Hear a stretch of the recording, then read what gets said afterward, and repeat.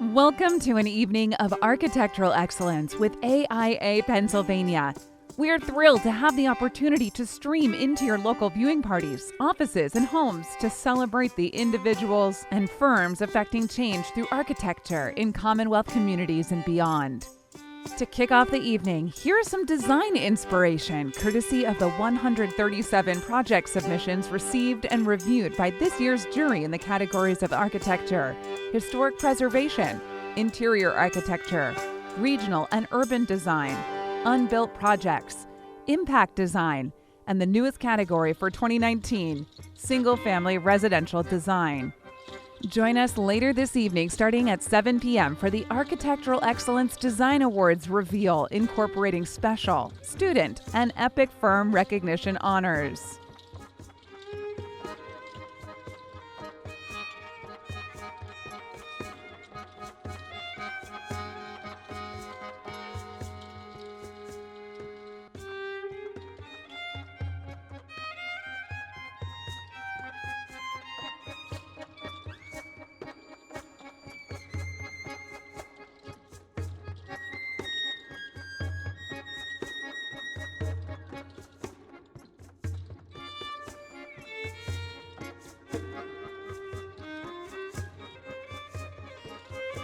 Tonight's original score is courtesy of the Christopher Brooks Kenner Trio and has been made possible by Acoustic Distinctions. Acoustic Distinctions AD is an acoustics and AV system specialty consulting firm that works in built environments. As an integrated design partner working with owners, architects, engineers, and contractors, AD provides expertise centered on enabling spaces to enhance the end-user experience. AD's insights have been gained through more than 2 decades of collaboration on a diverse portfolio of projects of distinction, from arts, media, corporate, government, worship, education, and mixed use.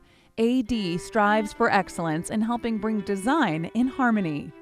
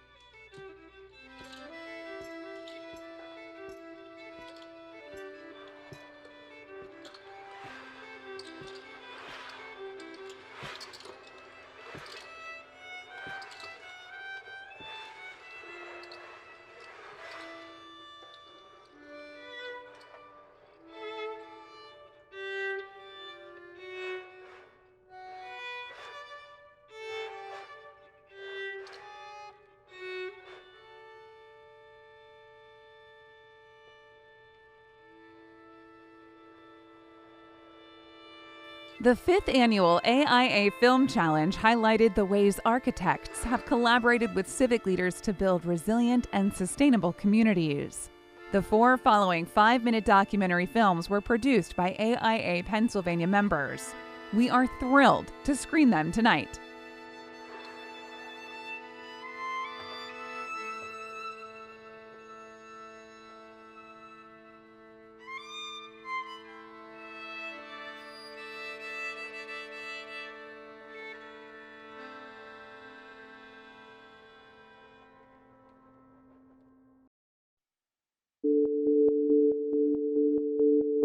All over Philadelphia, developers are building from $400,000 to $1 million homes that our people can't afford. To have 2 women run a church the size and magnitude of Mount Tabor was, even I understood, like the impressiveness of that. I think we were skeptical about it because it was a complex development project, affordable housing and affordable senior housing, and getting the financing for that. And because they did not have a track record for having done a development like that before, we knew it was an uphill battle and it was going to be a difficult thing to pull off.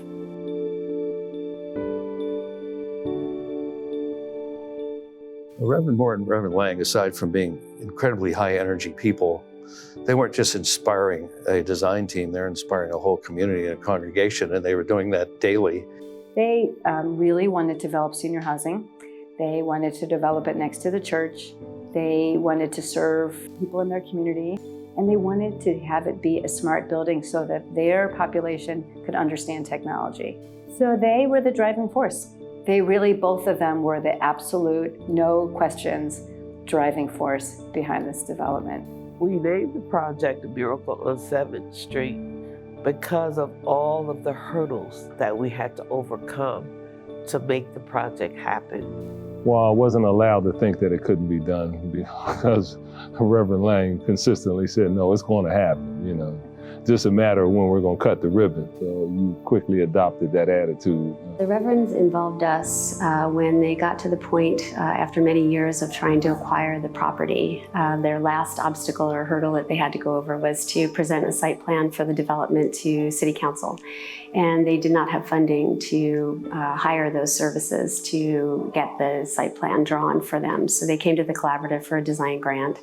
We provided a design grant to them in 2 stages. The first was to create the site plan that they presented to City Council. And then once the site acquisition was approved, we then provided the second stage of the design grant, which was the conceptual design for the full facility. On the very day that Pennsylvania Housing Finance Agency was reviewing projects and considering them for tax credit grants, the Reverends mounted a 24-hour prayer vigil. People were praying around the clock for God to move on the hearts of the people who had to make the decisions to allow us to go ahead with the building. And 24 hours later, we had our funding. We had a couple ideas that started out as sort of core inspiration for how to organize the building. One was to encourage the building of a sense of community among the residents. So we took that middle section and broke it apart, at least conceptually. We called it the knuckle, and we wanted to provide some daylight there, some glazing, and essentially a small village center on each floor, and then to amplify that on the first floor by bringing all the common elements, the community room, the cyber training room, and some other amenities together at that center knuckle. So that became one of our organizing thoughts. The other was to think about how the building itself could be an expression of use of computers. So what you'll see on the facade of the building is these bays that project just a slight bit, and that sort of represents a pixelated image of the facade of the building. It was fortuitous that the water department had put in new regulations just about the time we were designing this building, and that enabled us to satisfy stormwater requirements by installing a green roof on the entire roof of the building. I've been doing this work for a while. I've never had any other client do a 10-year anniversary for a project, so it shows how special it is to them and how much of an impact it's had on that community and on the residents who live there in particular. I just want to say I enjoy this building. I'm happy here. And I'm glad that I was lucky enough to get in here and be a part of it. I think that when you talk about, developments in the city of Philadelphia, creating and keeping affordability, make sure that it blends in with the local community, you look at that as a template for how we need to get things done.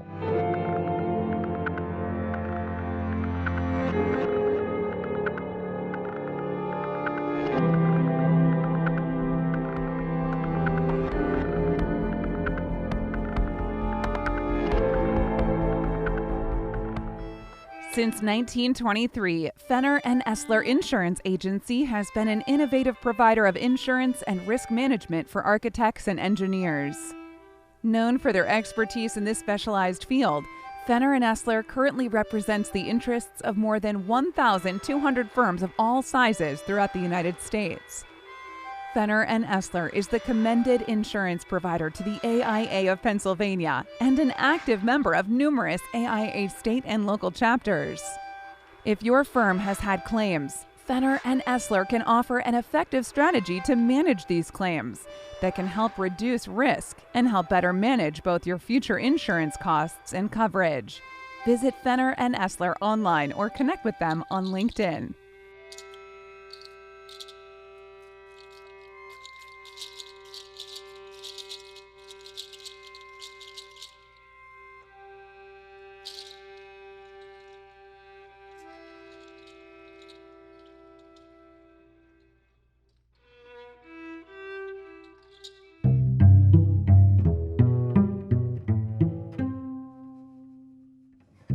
Pittsburgh is going through a period of rapid change, with many of the city's most iconic neighborhoods experiencing redevelopment.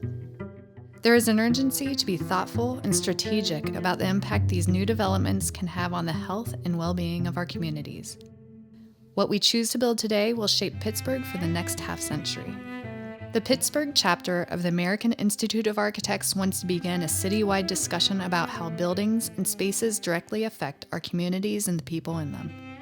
We call this Blueprint for Better Pittsburgh. The built environment has a strong impact on our well-being. This is our individual well-being, the community well-being, and also the planetary well-being. Light and air qualities that affect our health and obviously have a kind of cumulative effect over a kind of a lifetime. Well-designed spaces, well-designed building can affect our sense of belonging to a community, but also to a place. Space is important because it really shapes how we experience and perceive the world. How cities and communities are designed can support positive outcomes. I've always felt that architecture could make a difference in lives, and I think most architects feel intuitively that our surroundings have a lot more effect on us than what most people think. The design of the building or the environment around the building is like designing an operating system.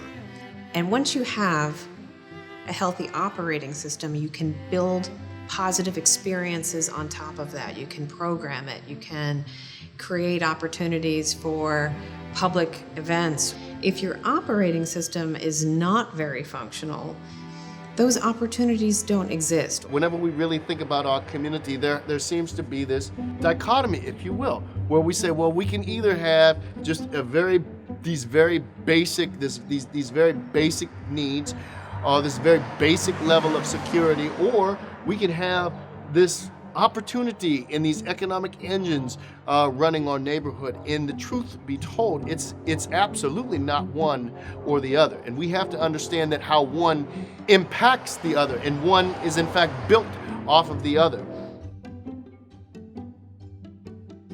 I can think of a couple of examples in Pittsburgh that help in bringing people together in this way. Market Square downtown is obviously one of the oldest public squares and has historically been a kind of a center for public life in Pittsburgh. In the 1990s, when I first lived in Pittsburgh, Market Square was a bus stop. Fast forward, 20 plus years, and Market Square is very active. It is a community center for downtown. And I think Market Square is incredible. I go out for walks 3 or 4 times a day. It's uplifting. There's this kind of mix of old architecture and new modern architecture. There's high-rise towers that sort of sit back behind the front facades, and then that central space, which is a really kind of activity space, whether it's set up for a programmed activity or not. We've been able to engage in community conversations at the beginning of a project and really have just seen how much of an impact that has. The libraries that we've designed is a great example of that. So Blueprint for Better is engaging architects in their communities in public interest architecture and civic service to neighborhoods, cities, and their regions. It is extraordinarily important to have architects at the table as we have this discussion as a community. Greater Pittsburgh is undergoing extensive development at a time when we are also facing complex challenges like affordable housing, stormwater runoff. We believe this is an opportunity to reimagine not only the spaces we build, but also the quality of life for the people who use those spaces. Architects have an expertise and knowledge that we really want to share with our community. We can be helpful by sharing what we know with other people who are tasked with making decisions. The more we can give communities a sense of authorship about design, the more successful they will be as spaces down the road. Well-designed buildings and spaces project their value far beyond a building's walls and into the lives of communities and people. Good design is not a luxury and does not need to be expensive. It is the most public of the arts and reflects the values of our culture. Can we shape our surroundings to embody livability, sustainability, and equity? We think so. Join the conversation at AIAPGH.org.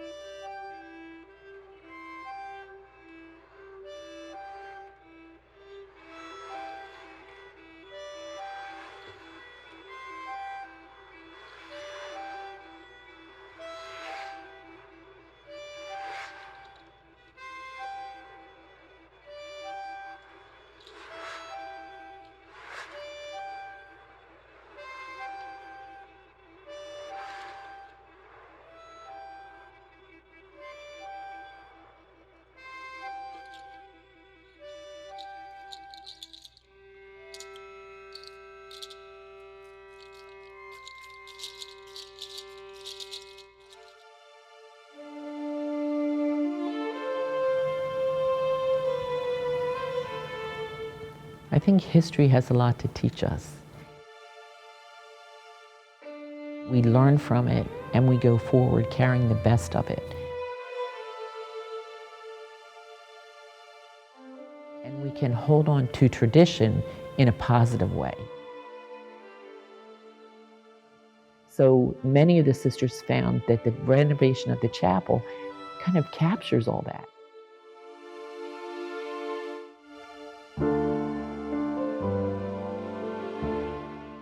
The Sisters of St. Joseph are a congregation of Catholic religious women who are committed to the vowed life. We take vows of chastity, poverty, and obedience. We live in community, and we are actively involved in ministries throughout the local area and beyond. A young priest, Father Jean-Pierre Madai, founded a group of 6 women, and he asked them to be different than other religious, in that instead of being what we call cloistered, where those that just stayed and prayed and lived in a community and did not go out to the neighborhoods, he asked that these women go out to the poor. The little design, he called them, and they became the Sisters of St. Joseph. We came to America at about 1836 at St. Louis in a little place, a log cabin called Carondelet, and that's where they started. And then we came to Philadelphia from there. The chapel was begun, I believe, in the 1880s. And at that time, the sisters were just kind of struggling a little bit financially. So they started and at one point had to stop because they didn't have the resources. The last time there was any work done in the chapel, any significant work done, was probably in the 50s. And so we had pews that were old, pews that were not comfortable, to say the least. We had, as I said, that space between those participating in the worship and the celebrant of the worship. So as liturgical celebrations have changed and really focused more on community, we needed to bring that into our worship space. Working with Doug and Paul gave us great confidence because they had such a sense of what we were trying to do. I think at times even more than we did. I mean, we were able to say this is what we'd like to see, but really not put any specifics to that. Really, Paul was able to, from the beginning, help us develop some things and present them back to us, and we'd say, that's exactly what we want. The sisters were in need of a design that reinforced communioning, intimacy, accessibility, and comfort. Our intervention was to pull the altar out into the chapel and then surround the altar with the intimate seating arrangement. As we are an aging community, that became, a tremendous need to make things accessible and more feminine. Soft lines, curves, these sort of gentle touches, seats that were more appropriate to daily mass, a new pew that was more comfortable and had a warmer feel to it. The corona is this really beautiful design element that sits above the altar, calling attention to via light sources, light on the altar and on the ambo and on other aspects of the mass. Everybody that comes in this chapel now says it feels so much more at home. There's so much history over 100+ years, and it was really important to memorialize this work in a way that celebrated those that had come before. All the sisters have been through here at one point or another in their lives in the congregation. So it's part of the history of us congregationally, but also very personally. So I think it has great meaning for every member, and even beyond members, for our families, for our friends. People come to the chapel for all kinds of celebrations. So it's really a touchstone for us as members of the congregation. There is something about that space that makes people take a deep breath. And I think and I hope that it'll serve the sisters well into the future. At Offutt Kerman, we understand how to navigate the daily challenges of running an architectural firm. We know it because we live it. From professional licensure, contract negotiation, risk management, and claims, our lawyers have been assisting clients solve legal, professional practice, and business challenges for years. The Offutt Kerman team focuses on helping their architectural and engineering clients in an efficient and cost-effective manner. Our unparalleled experience and knowledge can help guide you through your professional practice and business needs. When you make our team a part of yours, the potential is endless.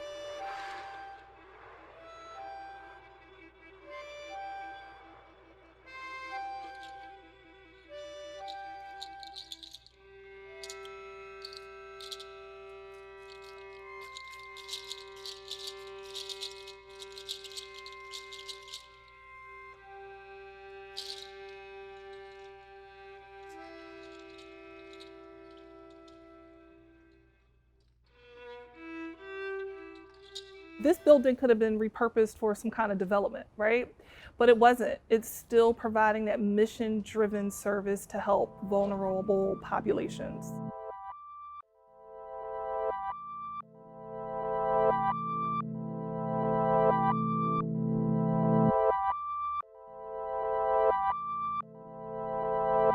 Originally, this facility at Serenity Court was for hospice care for patients with HIV/AIDS. It was an epidemic at that time, and patients were dying of the disease. Thankfully today, because of medications, the patients are not dying from HIV/AIDS. That's when they found that this would be an ideal place for the patients that we receive at the medical respite. 2 broken ankles, still hurt, but I can walk. My back still hurt. I broke 5 vertebrae in my back. With the increased epidemic of opioid use here, OUD, in Philadelphia, that has significantly impacted homelessness, unsheltered homelessness in Philadelphia. So I should really say, besides an epidemic, we should really categorize it as a crisis.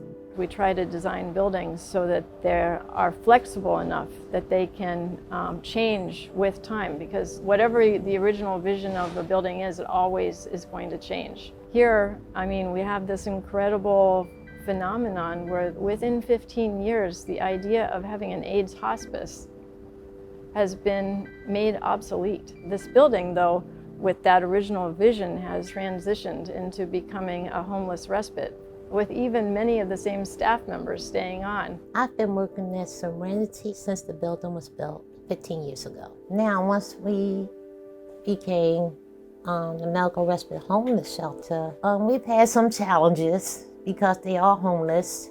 But what do? Do you beat the challenge, or do you just let it go? We beat the challenge. We have over 85% success rate who have, 1, not returned to the streets, in addition to 2, have not had a recidivism with hospital visits. Philip has came a long way. He wouldn't talk. He's talking now to us. He would never come out of his room. We got him to come out of his room, watch a little TV, sit out on the ramp, enjoy the weather, come in the courtyard, say, look at the flowers, let's go. And he's moving into his own apartment. The first thing that caught my eye is the courtyard and how every room is connected to this point in time. I just stand out there for a few minutes, like, it's quiet. I do a lot of thinking about my next move and things like that. All the patient windows face the garden, and I think it's a very tranquil, very peaceful view, because they're here to rest, they're here to heal, so that they can get better and move on. The 9 rooms wrap around 3 sides of the courtyard, with the nurses' station in one corner that sort of has a panoramic view. We design raised planters around the perimeter of this courtyard so that when someone was bedridden, that they could actually from their bed look out the window and see the plants in the garden. We thought about what stability could you have that would be reassuring, and also a sort of time marker, and that was the origin of the idea of having this courtyard with all the windows and the dining room communal space that really tried to celebrate the movement of the sun across the sky. Even just the windows here, just a lot of natural light. I just see people very comfortable in this. They come here from a difficult situation. They come to this building and they just kind of sink right in. I mean, you walk in buildings every day and there's no impact and there's no connection to maybe the services that are being provided.